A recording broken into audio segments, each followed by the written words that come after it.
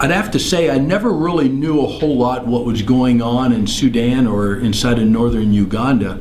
I went on a 5-week mission trip, and one of the reasons we went there was to actually work on some buildings. And when I was there on this 5-week mission trip, we were coming probably halfway through the trip. I went into the bush. Well, naturally, going into the bush, you'll see a lot of the things. You'll see really what's going on inside of Africa. But I come across the body of a small child that stepped on a landmine, and I couldn't understand how could we allow this to go on. And I stood over the body and said, God, I'll do anything I can to end up helping these people. Well, I was back in Sudan 3 months later, supporting and helping the people pull out the landmines. So then it just kept going deeper and deeper. I'd done that for a good amount of time, and then ended up running a mobile clinic for a good amount of time. And then one day as we were driving through the bush, God said to me, stop. And this was a very area He wanted me to build, the children's village. So we started building this children's village. I mean, and a lot of people, they say, well, we got to wait till we get the budget before we can start this project. I never had the budget to start anything. I just knew I had to do something. If you wait around till you get the money to do something, you're not even going to do anything. So I always encourage people, if you feel led to do it, get up and just start it. So anyways, we started the Children's Village. We run into a lot of difficulties, but I never gave up. I kept going on. Even down to this day, we'll run into difficulties, but I never end up giving up. But now we have 3 projects in Uganda. We have the project in South Sudan. We actually expanded into Ethiopia. We're getting ready to do work in Somalia. So it keeps growing and growing on us now. Yeah, it's just a really amazing work, what you're doing. What are you scared when you go down there, or were you when you originally started? There was civil wars going on. I would be lying if I said I never get scared. I mean, I get scared a lot, but when it comes right down to it, I never had a problem with dying. I got more of a problem, with living. But if we worry about what something's going to cost us, you can never rescue anybody, especially a child. I mean, so I always tell people, if you're going to be a rescuer, you can't count the cost, you can't think about it, because if you begin to do that, then it's going to be too late and you're not able to rescue someone. What's the most difficult part about being down in Africa? I think the hardest thing to realize when you do the work that I do is you can't rescue them all. This movie gave us a platform to speak out about the truth of what's going on in Sudan, Darfur, and also South Sudan. South Sudan just got their independence July 9th of this year. And a lot of people that know a little bit of South Sudan, they think, well, everything's good there now. It's not true. They're still fighting in Abyei, there's fighting in the Nuba, there's fighting in the Blue Nile. But the big thing is there's still thousands of children dying per month inside of Darfur. We got to look where the problem's coming from. The problem from all of this is coming from President Bashir, the president of Northern Sudan.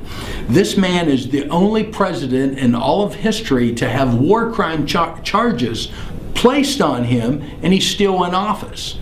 All of the little rebel groups, like if you watch the movie, you'll see it's the Lord Resistant Army, the LRA, but they're fully financed by the president of Northern Sudan, Bashir.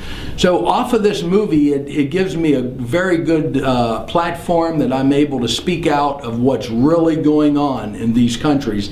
And it's not just Sudan, surrounding countries like if you follow the Lord Resistant Army now, they're actually held up into Congo, and they're coming in and out of Sudan. So you got even the surrounding countries are being affected by this president, Bashir. I believe his days are numbered. If we take note to what's going on around the world now, people are tired of dictators running countries. They're tired of murderers running countries. So my hope, my prayer is that this country, Northern Sudan, is going to get a taste of freedom and going to see other countries living freedom, and they're going to say, we want the same thing, we need to push Bashir out of office. How does that happen, though? What are the people? Look at what happened in Libya. I mean, it's happening all around. It's when people take a stand and they say, we're tired of dictatorship, we're tired of a murderer being in place. I mean, this man has war crime charges placed against him. I believe that the only thing that got to happen is a country needs to stand up. The people got to stand up and say, we want freedom, and then the world to back him. And this man could be taken out of office. Do you think the people are scared to try and revolt? Absolutely. I mean, absolutely. I mean, he's caused a genocide in Darfur. He has even made claims that when the South separated, he said that he was going to run the North under Arabic law. And if they start that, that's going to give every Christian or every non-believer a problem, because when you're under Arabic law, you're going to run everything as if you are a radical Muslim. Yeah. So what's it like to have Gerard Butler play you in a film?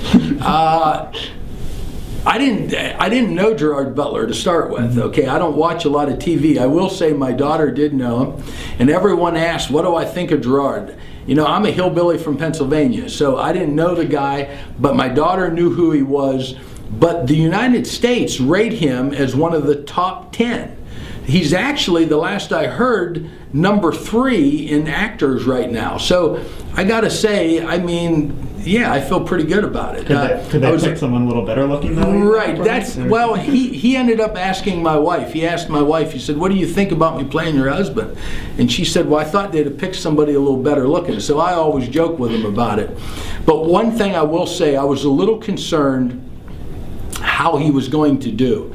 He has a strong Scottish accent. The guy done amazing. I don't know what happened to it. He done amazing, amazing job.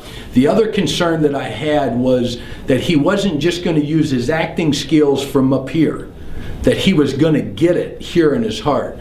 And he did. In some of the scenes, or not some of them, many of the scenes, you could see in his eyes, he got it. He caught the compassion. He caught the storms, the trials, everything that I've went through over the years. He got it. How were you able to be on the set at all, or you know, I spent a few weeks with him. But you got to remember, a good movie starts with a good script. Mm-hmm. We had a guy from Hollywood that wrote the script. Okay, Jason Keller came in. He spent about a year with me, and I mean, he literally moved into my life for like a year. So he wanted to get the script written as close as he could to my life. Then naturally, you got to have a good director. We had Mark Forrester, which is also one of the top 10 directors. He came in. Mark and the screenwriter, Jason, went to Sudan. So they spent a week and a half in Sudan to get it all down as close as they could. Then came Gerard Butler. Gerard Butler spent a few weeks with me here in Pennsylvania, actually came into my area and lived. I spent some time with him in LA, spent a lot of time with him on the phone and everything. He actually heard me preach a few times. So he wanted to catch the character. I will say that everybody in this movie done the very best and went over and beyond to put out the best movie they could. It's exciting. And you're in support of the film and you want everyone to go see it? Absolutely. I will say, I have a lot of people ask me, well, Sam, what do you think of the finished product? If I didn't approve of it, I wouldn't be here. The movie is based on a book that I wrote and stuff. It's called Another Man's War. I encourage everyone that sees the movie and has questions, buy the book. You can go to any bookstore and get it, or you can go to our website and even get it. But you'll see that the whole movie is based on things that's in the book. Some of the action scenes are amped up. That's just Hollywood. There's a few little things that was Hollywood, but the base of the movie is the truth. It's based on the truth. The timeline is really messed up because you got 30-some plus years bunched together in order to make a 2-hour movie. Well, it was a very entertaining film, so it was a lot of fun. And, great. My friend that I went with last night, she was in tears by the end of it. So I know, I've seen it 7 times now and I cry every time. And one of the things that's happening to people when they come out of the movie, most people are going to see the movie either because Gerard Butler or Sam Childers. But after you see the movie, it's not about Sam Childers anymore. It's about what are you going to do now. So I'm hoping that this movie is going to motivate a lot of people to stand up and do something around the world.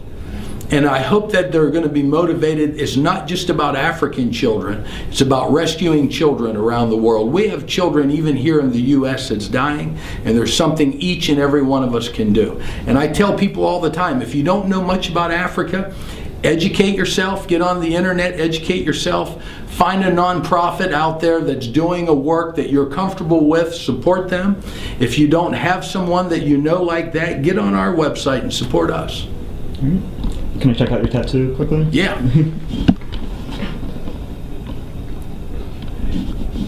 Did you get that before the movie, or? No, I've ended up having it for several months and stuff. I covered up another one I had there. Very cool. Alrighty. Thank you. Thanks a lot.